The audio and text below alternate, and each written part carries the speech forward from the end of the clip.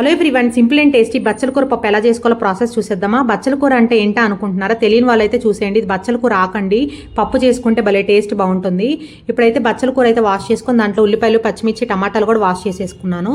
ఒక గ్లాస్ కందిపప్పులో కొంచెం పసుపు వేసుకొని, ఒక గ్లాస్ కందిపప్పుకి 2 గ్లాసులు వాటర్ పోసుకొని అయితే పప్పు ఉడకబెట్టుకున్నానండి. ముద్దపప్పు అంటారు కదా, అలా అయితే ఉడకబెట్టుకొని పక్కన పెట్టేసుకోవాలి. పప్పు అనేది స్మాష్ చేయకుండా దాంట్లో మీ టేస్ట్కి తగ్గట్టు అయితే ఉల్లిపాయలు, పచ్చిమిర్చి, టమాటా ముక్కలు అయితే వేసుకోండి. నేనైతే ఒక గ్లాస్కి 2 ఉల్లిపాయలు, 2 టమాటాలు వేసుకున్నాను అండ్ 2 పచ్చిమిర్చి వేసుకున్నాను. మీకు దగ్గర ఉంటే మాత్రం ఎండిపోయిన మామిడికాయ ముక్కలు ఉంటే వేసుకోండి. మనం సమ్మర్లో ఎండబెట్టుకుంటాం కదా పప్పుల్లో, అది వేసుకోవడానికి మామిడికాయ ముక్కలు ఉంటే మాత్రం ఎవరు స్కిప్ చేయొద్దు, టేస్ట్ బాగుంటుంది. లేపైనా పర్లేదండి, మామిడికాయ ముక్కల ప్లేస్లో నిమ్మరసం పిండుకోవచ్చు, అది కూడా చూపిస్తాను. ఇప్పుడు మొత్తం వేసుకున్న తర్వాత ఆకు కూడా అలా కట్ చేసుకొని వేసుకోండి. ఇప్పుడు దాంట్లోనే మీ టేస్ట్కి తగ్గట్టు కొంచెం పసుపు, కొంచెం కారం అండ్ కొంచెం వాటర్ పోసుకోండి. ఎందుకంటే మనకు ఉడికిన పప్పే కాబట్టి ఎక్కువ వాటర్ పట్టవు. 1 స్పూన్ ఆర్ హాఫ్ స్పూన్ గీ వేసుకోండి. గీ ఎవరు స్కిప్ చేయొద్దు, టేస్ట్ బాగుంటుంది.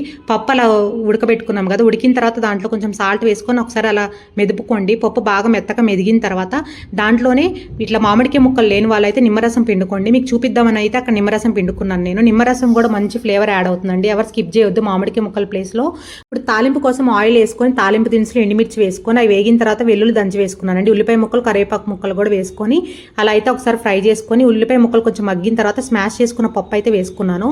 వేసుకొని పప్పు అనేది ఒక 2 మినిట్స్ అలా ఉడకబెట్టుకోండి తాలింపులో. పప్పులో ఇలా ఉడికితేనే బాగుంటుంది తాలింపులో టేస్ట్. ఒకసారి ఇలా అయితే ట్రై చేయండి. మీకు బచ్చల కూర ప్లేస్లో ఏ ఆకుకూరైనా వేసుకోవచ్చు అండి. ఈ ప్రాసెస్లో ఒకసారి నేను చెప్పిన ప్రాసెస్లో అయితే చేయండి, టేస్ట్ అయితే చాలా చాలా బాగుంటుంది. చూసారు కదా, పప్పు అయితే అలా కొంచెం ఉడకబెట్టుకున్నాను. చూసారంటే ఎంత యమ్మీగా కనిపిస్తుందో, చాలా చాలా బాగుందండి బచ్చల కూర పప్పు అనేది. ఎప్పుడు ఎవరైనా ట్రై చేయకపోతే ఒకసారి నేను చెప్పిన ప్రాసెస్లో అయితే ట్రై చేయండి, టేస్ట్ అయితే చాలా చాలా బాగుంది. Thank you so much for watching. Take care, bye bye, see you next video.